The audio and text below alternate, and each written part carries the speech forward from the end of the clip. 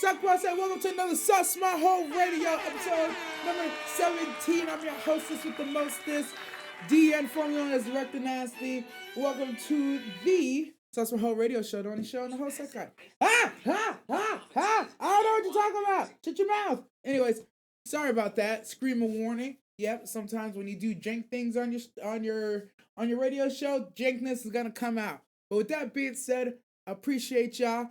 Today's little preview, we're talking solo leveling, we're talking Sakamoto, we're talking Castlevania baddies. Ooh, boy, you want to stick around for that one. We're talking awards of the week, and of course, we forever ask the question, what is the sauce and why aren't you sharing it? If you're watching on YouTube or you're watching on Spotify, listen on Spotify, make sure you share this with somebody who likes some good sauce, and make sure you drop some love and let everybody know there's a radio show on the road. Anyways, into today's stuff. First thing on the agenda we got is a classic. Y'all already know what we're talking about. Solo Leveling Season 2. Come on, clap it up, clap it up. You already know. So this episode was interesting because as we see Sung's daddy pops up, Sung says to himself, you know what? I think I've done everything I can behind the scenes. I think it's time I step into the light and let them see the true darkness that I will rain down upon them. And this man just decided he's gonna go get reassessed. And at his reassessment, ding, ding, ding, you got it. He is an S rank hunter, at least from what we know of. But also, he's just unreadable to the system. So that there's two different things, but I like that they establish that if the thing can't read you, you're already over a certain level. But how many above those levels are you? They really can't tell. So it's one of those things like he might not be the only like awakened. It could be that some people slip by the system that they just kind of look like they're S rank. I got my ears open and head down to the streets. We're gonna figure that one out. But I thought that the race to get him to join a guild was pretty interesting. We already see the White Tiger has taken an interest and they're trying to get him. We already see now that the guild master guilds, both of them try to pull up on this man, and he said, I gotta give some time. But we also see in the background the homie at Eugene Construction, soon to be Eugene Guild and Associates, is already setting up a little plot line where daddy says, I'll give you the spot, but you gotta bring in the hunter. And right now we see the hunter is told, hey, you should join us. So we have an even balance of 6. And then you have another guild who's like, yo, join us, because, like, I want you. Like, who the hell wouldn't? But there's a potential where this is what I call the classic junior, isn't college sports. It's called the JUCO system. Sometimes you're balling, but these bigger schools don't want you.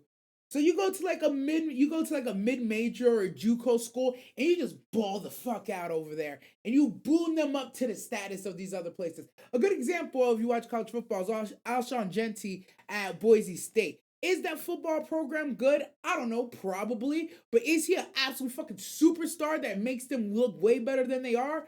Honestly, probably. And essentially, that's what I think is being set up in the background. That instead of upsetting the balance and going with an already established guild, or going to the guild itself and becoming one of their officers and of bureaucracy, you're not going to get paid much, you're not going to get famous, but you'll be doing good work. That don't sound like fun to me. It sounds like they're going to tell you what to do and then you need to go do it. I think Sung is perfectly set up right now to go join Eugene, and he's like, I'll join, but I'm your only hunter allowed. Cause like he could literally solo speed run like, I don't know, a bunch of C rank dungeons in like a matter of days to give you enough money to keep your daddy off your back. So it's one of those things he might be able to just leverage that and be like, I am the guild, I am Eugene Construction and Associates Guild. Don't get nobody else, or you're only allowed to take these people. Who knows what he's gonna do? Honestly, Sung can do whatever the hell he wants. Can't nobody check him, if I'm being honest with you. So it's one of those things where it's like, yeah, this is just what it is. So I'll be interested to see how that side of things plays out. I thought the episode was funny because he's trying to launder this artifact so he could buy better gear until he could go back into the dungeon.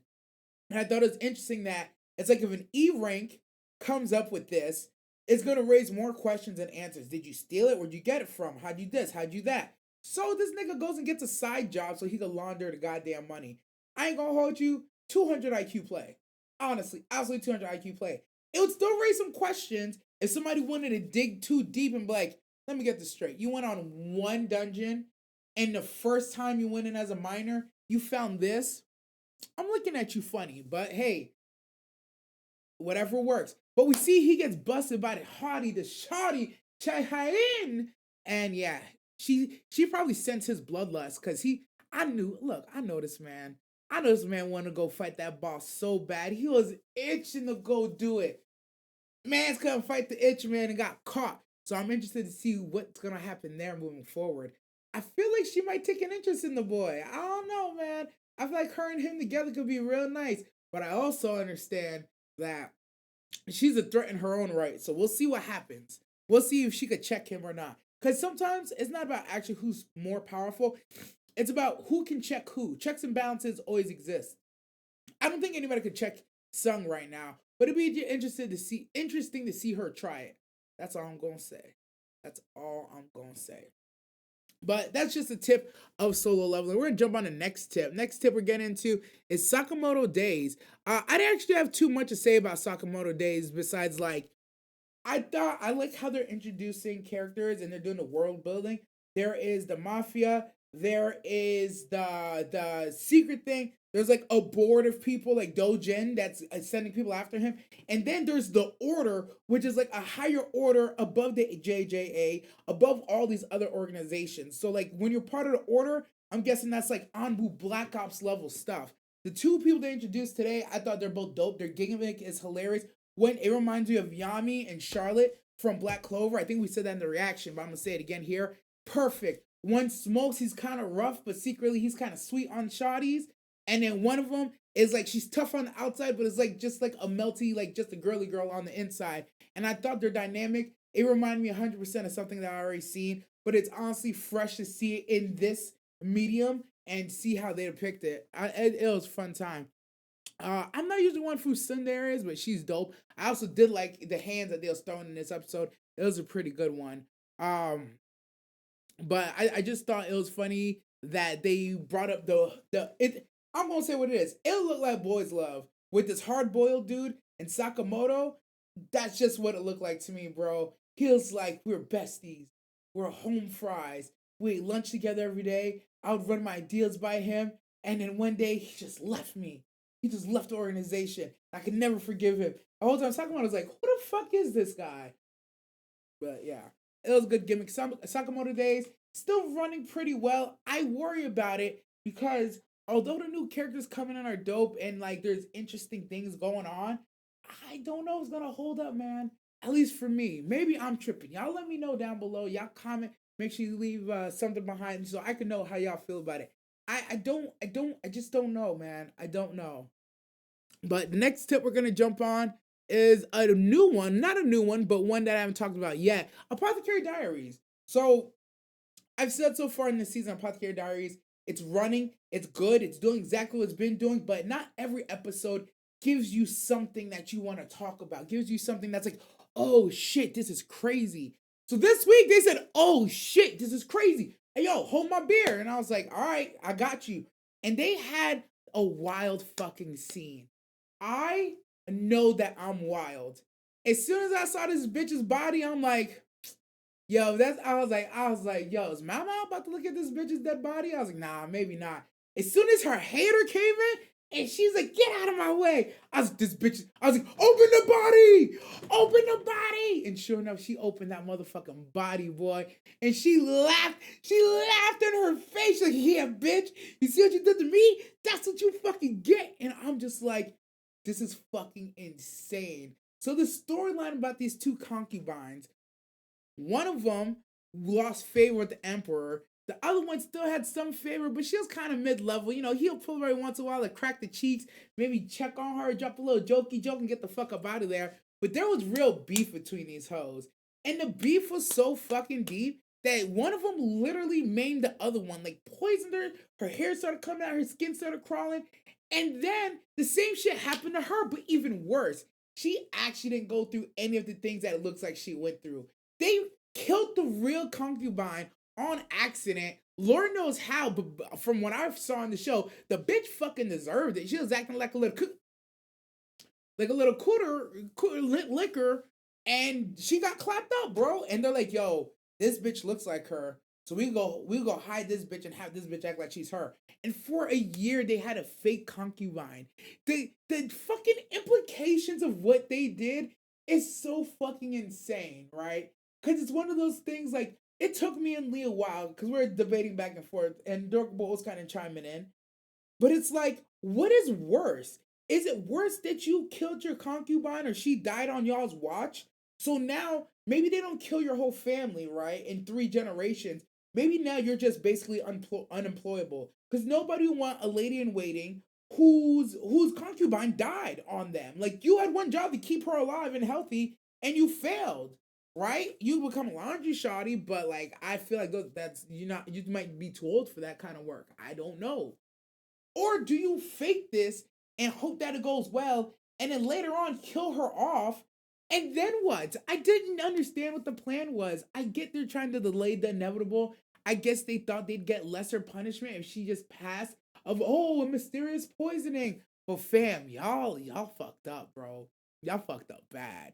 I thought it was fucking interesting, man. It just caught my attention. Cause I'm like, what's like how do you get everybody in on it?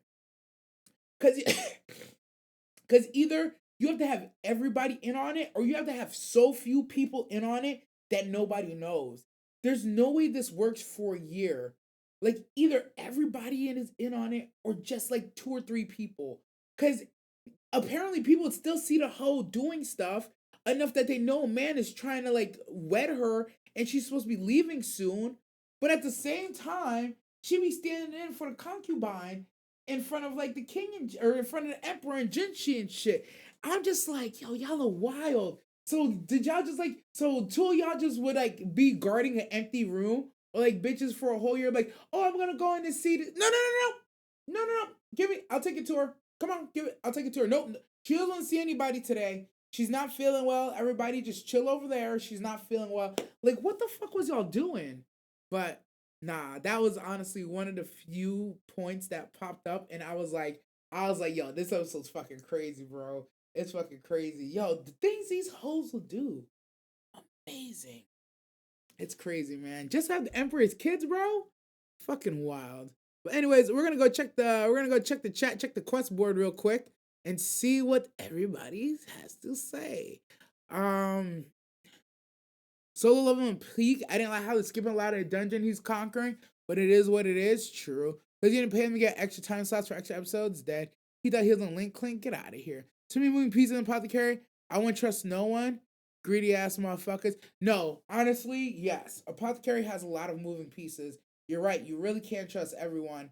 Honestly, the best policy is trust no one. One thing I did think was interesting about the episode was that I never would have thought that they were suspecting Mao Mao, but Mao Mao's like, I think they suspect me. I was like, girl, stop. Ain't no fucking way. And she's like, and it's like, nah, this is like, they're like, who else would have all the ability to do this besides me? And it's like, oh, it's just me. So if I don't figure this out, I'm probably suspect number one.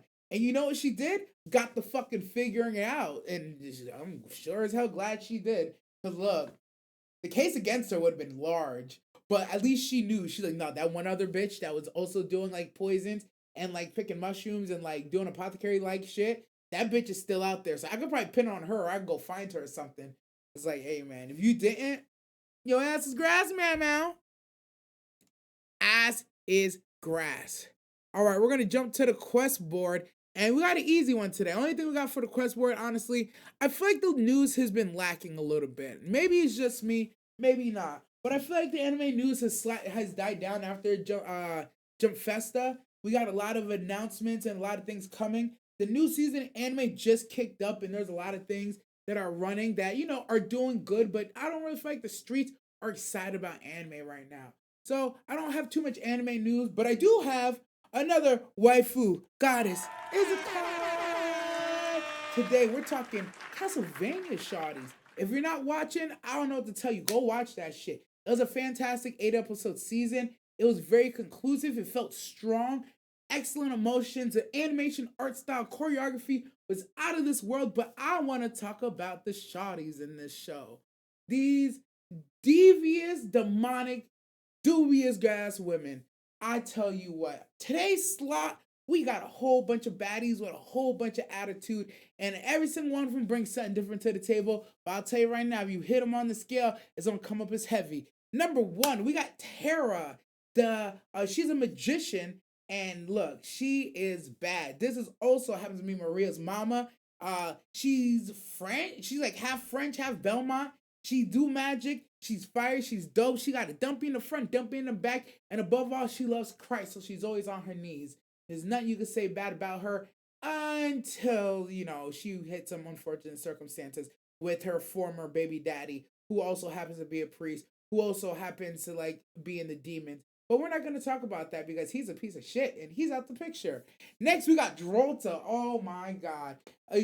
She's so thick, you got to say it twice. Drolta, god damn.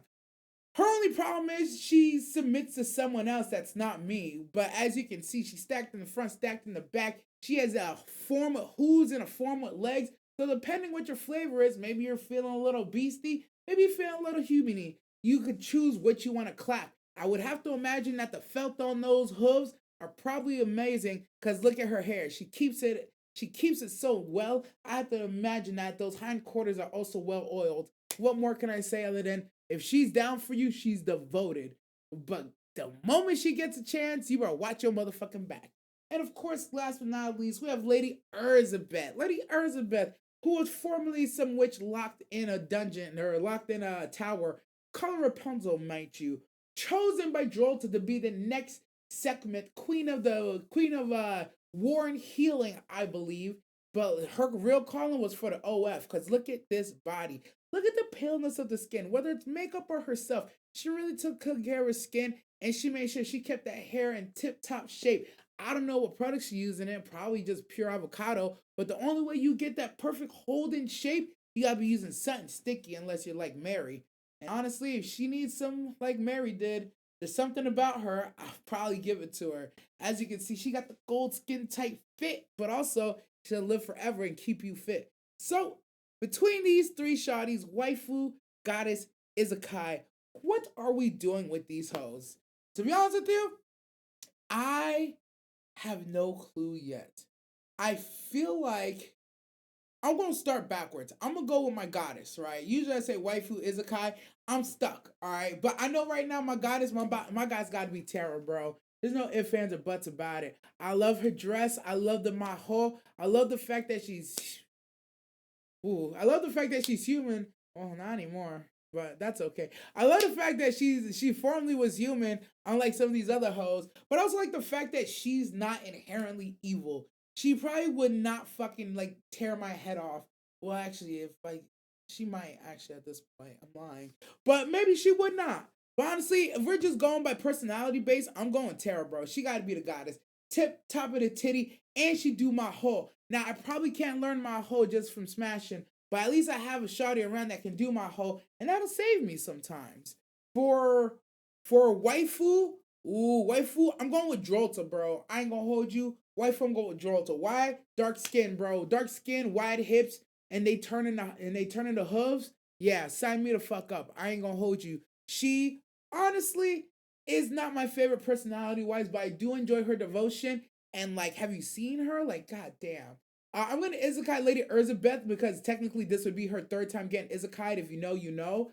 But I honestly don't like her personality at all. Every time that I happen to like think I like her is because she's a giant woman. But Drolta's also a giant woman. And then there's also times where I'm like, damn, I really like Elizabeth, the way she's talking mad nasty. But then you realize she's always talking nasty like that. She's just a foul person to be around. You really don't want to deal with that for too long. So for those reasons, yeah, Elizabeth, you got to get the Isekai girl. Get the fuck up out of here. So the official list, waifu, Drolta, probably will die, but worth it. We're going to goddess, the beauty, Terra, in hope that she keeps her humanoid self and doesn't lose her mind and eat my brains out one day. And we're Isekai Elizabeth because honestly, Elizabeth ain't really doing nothing for none of us here, anyways. She's honestly just could just see her way out. I don't even know why I even put her on this list. I was better off putting like Annette or fucking Maria, but honestly, no, Maria definitely not putting her. But what other shot? Ooh, I should put Richter's mama on this bitch. Woo! Richter's mama! Sign me up. I take it back. Yeah. Yeah. Richter's mama. Ooh. Yeah, Rictor's mama clears all, honestly. Cause she's a Belmont #1. That means my baby's gonna be a Belmont. That little nigga's gonna be out here. Right? #2, she's still human. Thank God. And #3, y'all already know I got a thing for that little red hair on that pale white skin. The only person who couldn't pull it off was Elizabeth. And I ain't gonna lie, normally that would be my thing. But then I remember she's objectively a terrible fucking person. And what you have to do when you meet those people is you gotta hit them with the deuces, like you fucking Chris Breezy. But yeah, chat says marrying Tara, Vampire Terror 2. Oh my god, this guy said Terror me. He said Terror me 2 times. That's it. Oh no, my bad. He said he's on Goddess Terra and the vampire form of her too. Yeah, honestly, yeah, it clears. It clears. I don't even. It's not even really a question. It clears. But yeah, that's the end of this waifu Goddess Izakai. I'm telling you right now. Comment down below. Did you watch Castlevania? Who's your favorite shawty? Who's your wife's Goddess Izakai of this list? Comment it down below. Make sure you drop it in sauce Maho. And don't forget, you got the sauce, share the sauce, because this one's some good sauce. Moving on to the next thing. We're jumping into the awards of the week. Awards of the week. Not too many. Right now, awards of the week. Funniest moment goes to Dragon Ball Daima. I don't know what is going on. Whose idea was it to have Goku, Vegeta, and Piccolo being shot at by a bunch of alien guns? This shit had to be one of the funniest things I've ever seen all fucking week. I spent so much time laughing because I'm like, these are the same niggas that we beat like not even like 4 or 5 episodes ago. And now and I understand these guns should be lethal if they get hit too much. I understand. But a Saiyan dying to an alien gun is crazy to me. I did think it was funny as shit that Vegeta didn't want to go out because he didn't want to get shot. And he's like, fuck it. He starts hyping himself up. He's like, yeah, these niggas think they'll play with me, nigga. I'm the prince of all motherfucking Saiyans. I don't know what you think this is. You think you're gonna hold me behind this rock? It's time for me to come out and show what I'm fucking made of. And he comes out from behind the rock. He's like, bah, bah, bah, keep blasting. And then he gets shot. He's like, oh, fuck. He gets like, oh, fuck, oh, fuck, ah. And he just starts fucking running. He gets the fuck up out of there. He's like, Masaka, ah. And then he's like, Goku, hey, give me one of them ants. Give me one of them ants, bro. He had his ass blasted up. And then here go Goku ass. Goku's even worse. At least Vegeta got shot like 4 fucking times, right? Goku was just fucking fighting niggas and he starts fucking making his escape and he's like, shot. He's fucking dodging left and right. He gets shot one time in the back. He's like, and he drops to the ground. And this nigga just starts fucking and he's fucking crawling to get to safety. I'm like, this is fucking pure comedy, bro. What the fuck are we doing? That shit made no fucking sense. They spent fucking half the episode getting shot at, just doing random story progression as they're talking between getting shot the fuck up. The whole time I'm like, these bullets aren't killing y'all, but I understand it hurts. It's like there's so many of them. I'm like, why don't y'all niggas just go Super Saiyan 1 and start bodying these niggas? And then sure enough, that's the solution. They go Super Saiyan 1 and just absolutely wipe everybody out. But I'm like, you know what? You know what this is? This is one of those moments where it's like story-wise, this is why we can never, like, whatever you want to say about the Z Fighters, they're not an evil force. I've heard that joke before, that Z Fighters are actually evil force that go around the universe terrorizing other planets, just picking fights with niggas for the sake of picking fights. It's actually a hilarious fucking theory. But this is where you know they're not the bad guys. At any moment, we could just destroy this fucking planet. We could just destroy Demon World 1 if we want to. No questions asked.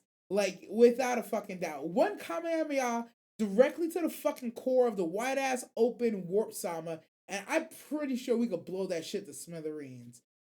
Dead ass. I've seen that nigga do it before. But because these niggas are not trying to beat these Grimorio niggas that bad, they're holding back and getting shot up. They're better than me. There's a 0% chance that y'all niggas come out blasting and I'm not coming out swinging. I'm going Super Saiyan 2 and I'm pulling what the fucking, I'm pulling Apothecary Diaries. I'm killing 3 generations of your motherfuckers with this one Kamehameha. I'm killing the nut in your body and your mouth. Like, you're fucking getting wiped out. I mean, goddamn, if y'all shooting me with these goddamn lasers. But that shit had me crying laughing.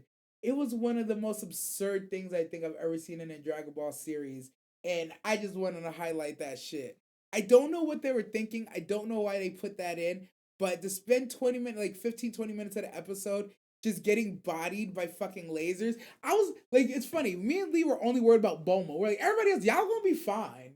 Like, y'all gonna be okay. Like, Glorio and Panty over here popping shots back. It's really just Bulma's ass who's actually in danger. That's the only person I felt bad for. I was like, y'all niggas don't get over it. Go beat their asses. But that show was funny, man. That's all I had to say. Funniest moment goes to Dragon Ball Daima for doing whatever the fuck that was today. Hands of the week, yo, hands of the week. We got a special homeboy for the hands of the week today. We got Sakamoto Days. My homie Hard Boiled was out here actually putting in work. I ain't gonna hold you. A lot of the episode was him and the Soon Shotty doing a little thing back and forth. I thought it was funny. I thought it was cute. When we got down to brass tacks, his gimmick was funny, but at the same time, he had a real fucking backstory, bro. I told you already earlier in the episode, it was a little bit boys lovey. But at the end of the day, I thoroughly enjoyed that. Although he was talking all that shit, how he was talking about it's personal with him and Sakamoto. He rejected my friendship. He left me behind. He retired out the game. I stayed in the game. I kept working on my craft, and now I'm going to show him what all that hard work looks like. He didn't want to recognize me back then. I'm going to make him say my name today. He really showed up to do that shit, bro. He really actually did.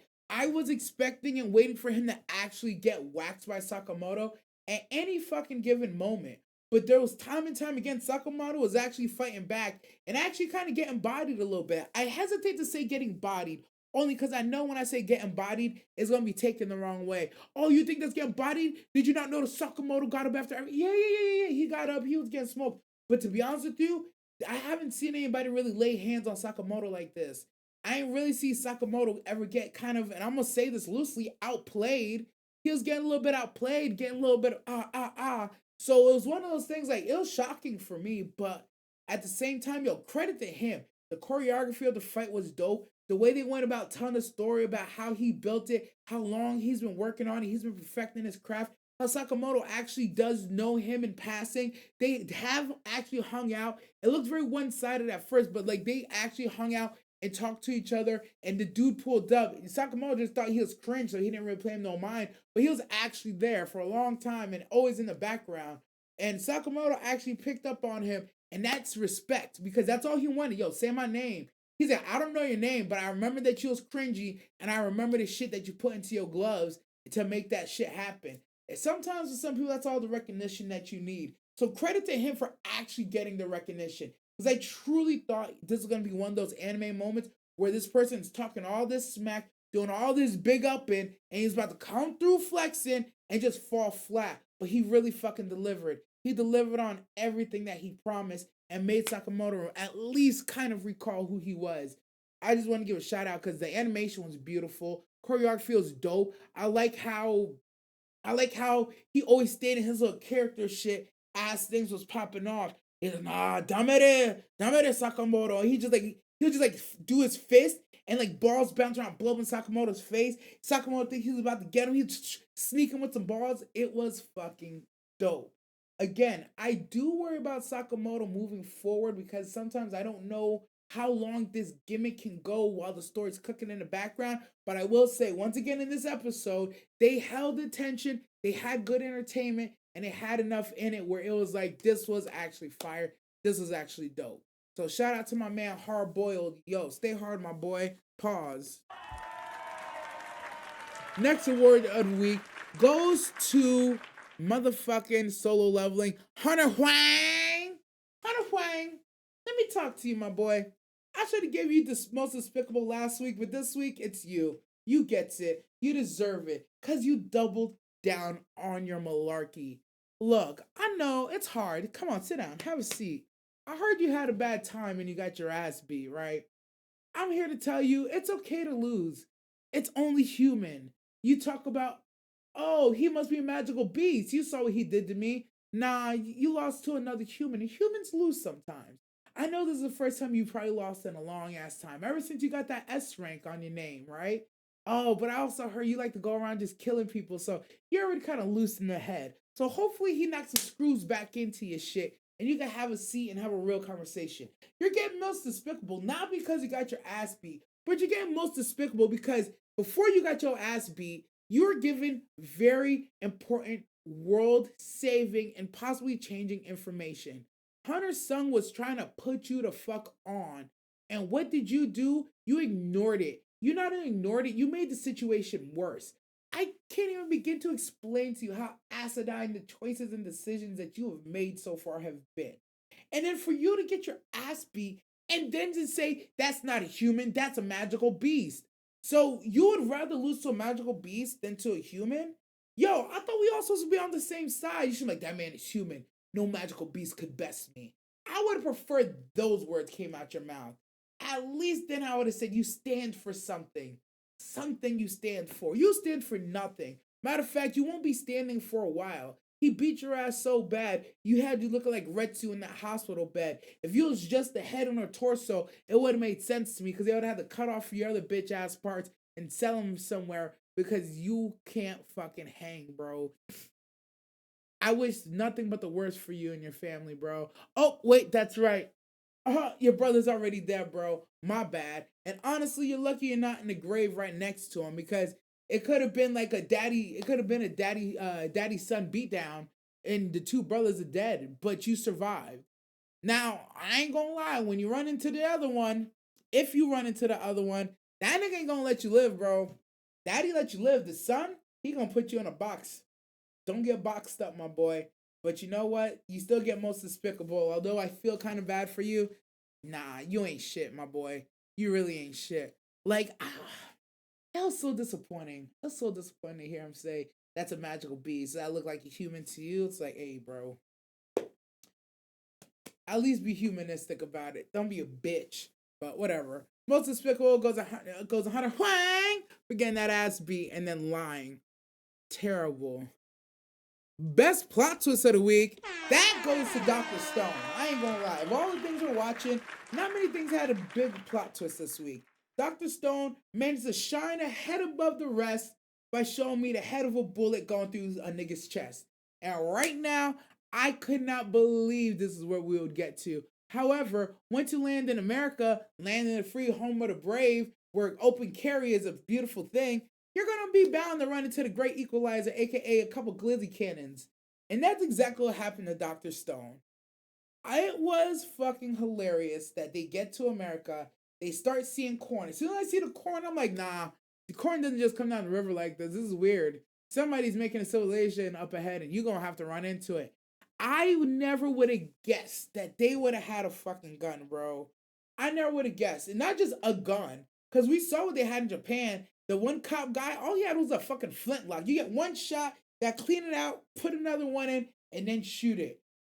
That's nothing compared to the fucking behemoth of an LMG, a two-sided LMG with a goddamn freaking holster, not the holster, with the fucking tripod.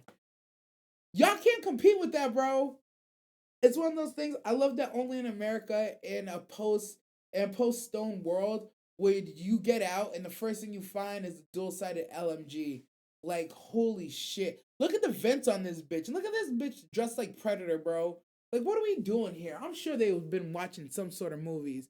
But yeah, I thought it was interesting.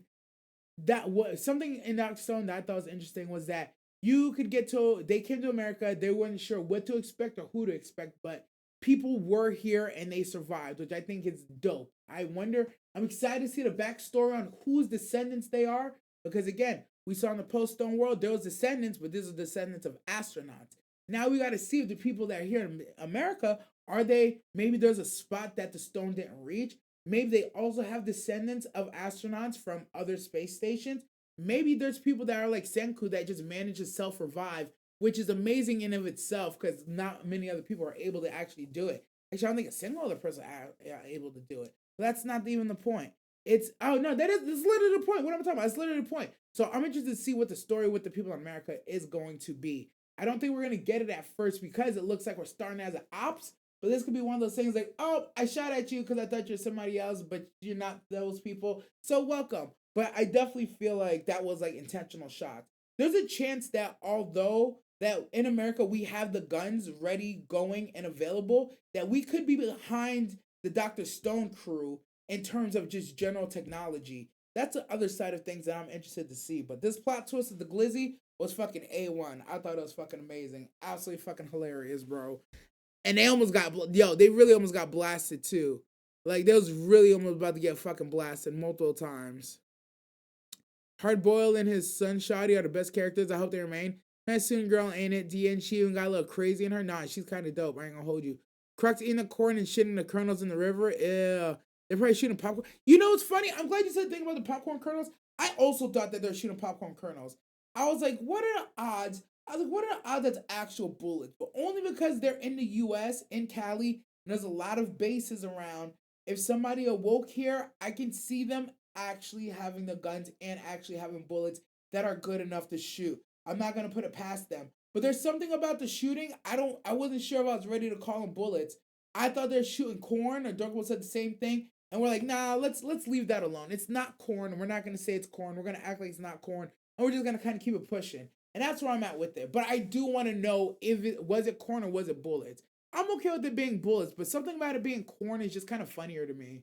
I don't know if that makes sense. Something about it being corn just kind of hits with me. But the SMG wasting too much ammo is too difficult to make without machines. Also true. Also true. But it's one of those things like if you find like if you the US is not short of any bases. And we usually carry enough ammo for like, I ain't gonna lie, a long ass time. If you don't have many threats coming around you, the first time a threat comes around, you might empty the fucking clip, bro. You just might empty the clip. So it's one of those things where it's like, I don't know. I don't know what to think or say, but I'm excited to see what they unravel with it. Shout out Tokyo Ghoul. All right. And the last award of the week we're getting to is Best overall. Best overall for the week. We're giving it to Solo Leveling. They had the best episode. Lots of sauce, a lot of talking points. Not so much action, but a lot of story progression. I'm excited for the setup for him to go back and finish the elixir. He already has to go fight two more demons he has to get through. Level 75 and the level 100 boss. We found out he's S rank. He was about to come run the ones with an A rank boss, which would have been interesting to see how strong he is versus the A rank boss. I'm not gonna lie. Although I do love the Shadow Homies, my favorite things about Solo Leveling is when Jinwoo is fighting himself. Because I like him testing his abilities, pushing his limits. I do like Idris. I do like the crew cleaning up behind him. I think it's a dope ability to have. But nothing's more peak than watching him fucking cook and process through a fight and pick apart his opponent and just, you got the fucking homie, you got the mages in the back shooting out fucking fire. You got fucking Iron throwing the shield. Like, it's just so dope watching him fight and watching him get the assist. It was just a good ass episode. I like the world building in it with the Yujin stuff, with the guild master Go pulling up, and we find out he was the first ever S rank in Korea, and he's 80, and he looks like Vince McMahon, and he's still big and busted. He's talking about, 20 years ago, me and this nigga, me and Sung would have ran shit, but right now he probably got me. I'm like, yo, this is high praise, bro. This is high praise. So I like that he was able to read between the lines and realize that the data they had on him was outdated. He's trying to see what Sung is about, and even he can't predict what Sung is about or what Sung really wants. Like, Sung told him what he's gonna do. Like, Jinwoo told him what he was gonna do. But at the same time, he's like, is it about money? Then he's like, no, it's not about money. So you want the mining company? It's like, so this guy's unpredictable. The thing about Jinwoo is because he's seeking his own thing, it's really hard to put him in a box. He's not gonna act like your prototypical hunter, and they're trying to treat him like such, but he actually needs and values his soloness. He needs to be individualized. He needs to be alone. So he's never gonna be able to really work or play well with anybody else. Which again, like I said, further goes to my point that I think he's gonna go to Yujin. It just makes sense. He's gonna go to Yujin. He's like, y'all could hire whoever you want under me, but leave me alone. It's like our previous agreement. I'll bring you stuff every once in a while to not genuate to make to make it. I'll give y'all what I'll bring out stuff every once in a while to make this like relationship legitimate. But for the most part, yo, I'm a cook, and whatever you get, bro. So I'm excited to see what Solo Leveling got cooking. But that's everything we have today. Let this old man retire. I'm dead. That's all we have today for Sauce Maho Radio. We're gonna see what people have. Hey, yo, I'm tired of using technology. No, what do you mean by that? What do you even mean by that? Explain yourself, please. But yeah, nah, it's anime this season. I'm not gonna lie, I'm going a little rant real quick. Anime this season, I don't know, man. There's been a lot of returnings, and the returns are doing what they're supposed to be doing. But I feel like unique and individualized anime for this specific season does not seem to be really hitting. Maybe it's because I'm not able to watch everything. I'm not able to dabble my hand in all the pots. But I feel like there's a lot of stuff that's being watched and playing right now where like I hear like one or two whispers, but for the most part, I'm not hearing anything. So for instance, like there's one out called Medalist that I think we're about to pick up about like figure skating. And I'm looking at these characters. I'm like, look, this story needs to be fucking A1 terrific because there is not a single waifu I can see within sight. So y'all gotta really cook with this animation, really cook with the story. There's a Red Ranger Isekai that I'm hearing is pretty good. It has a thick-legged maid shoddy, but like I don't hear the selling point of like this is gonna blow expectations. I'm not hearing this show is something everybody has been waiting for. I'm not hearing wait till you hear what they did in this show. Like it seems like a very mediocre season running right now. And it's just interesting. I will say that I understand production wise, we are, for most places, we're at the end of a fiscal year and beginning of another one. So it's the beginning of the year. So people kind of are being a little bit more cautious. Studios being a little bit more cautious of what they're putting out or how much of something they're putting out. But I just think it's interesting. I feel like I haven't, most winters have not felt this lackluster, some would say. So I just want to know what's going on in the anime community. I feel like it's an odd occurrence right now. A very slow season. We're also maybe only like 2 or 3 episodes into most animes, so it's probably just hasn't picked up yet where we get the hype. But I feel like last year around this time we had Kaiju number 8, we had Apothecary running, we had Free Run running. Yo, we had so many things just fucking going. I feel like we had Mashal season 2 going. There was just a lot of hype. At least with things that have great stories, they had hype behind them. But right now, I feel like it's very meh. I look forward to Don Machi and ReZero coming back because I feel like they might fill that void that I'm feeling right now. But I still feel like because those are two recurrings, I want something new that feels new. You know what I mean? Like, give me like a Gundam Witch from Mercury right now. That's what I need. That's what I need. But something that the streets are always talking about. Maybe I'm tripping. You let me know how y'all feel about this winter season so far. Um, Song, tell me about Blue Box. Well, I would talk about Blue Box, but Blue Box right now is hitting like a character building point for me. Right now they're building Chi Senpai and they're building Taiki, or they're breaking down Taiki and building up Chi Senpai. And it's at a point where it's like the emotions are there. It's a good show, but feel like I feel like it's in an in between area. I did like this last episode with Hina and Chi. Hina confessing that she already confessed. Chi taking it like a cold fucking soldier and not really saying nothing. And Hina kind of getting flustered and running out of there. But I feel like we spent a lot of the episode on Taiki beating himself up, calling himself a coward, feeling afraid and anxious. I think it was a good episode of building up what's about to happen next, which honestly I have no clue what it is. But it wasn't anything that made me want to write home to mom about. So Alpharetta, everyone must he since they added a new group. Alpharetta's okay. Alpharetta's doing exactly what Alpharetta should be doing. That's why I don't talk about it too often. Everything that's going on is like exactly what I expect to happen. It's like Alpharetta is like one of the most straightforward power fantasy animes that ever exist. And it's not even doing a bad job. It's doing a good job at it, but it's doing such a good job that it's just like there's nothing to talk about. They tried to body him. He didn't get bodied. He overcame, learned in the moment, and defeated his demon. What's there to talk about? Watching Higashi get her ass beat was pretty fucking funny, but it's one of those things like it didn't jump out at me enough to be like, yo, I have a lot to say about this. I really want to talk about this. So that's just how it happens sometimes. Red Ranger is mid so far. I'm talking about my boy Koki. It may need to cook more. That's fair. Nah, that's a lie. I love that show. Koki's trash. Maybe it's because it's shonen. I don't think so. I'm enjoying it.